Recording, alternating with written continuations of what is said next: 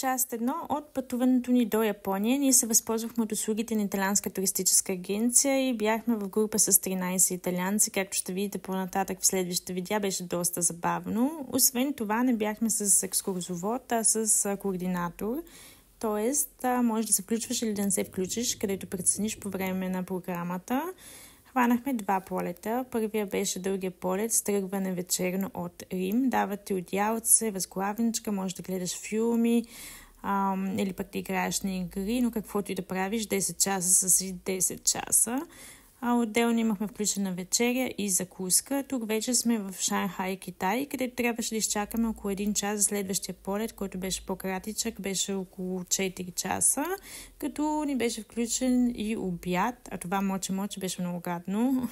Щом стигнахме в Япония, тези вендинг машини бях първото нещо, което ми направиха впечатление. Бях гледала, че ги има навсякъде в Япония, а първата вечер спахме в хотел, който беше буквално в летището. Имаше си абсолютно всичко, както и типичната японска тоалетна, която е с загряваща седалка, докато намеря кое къде се включва, беше забавно.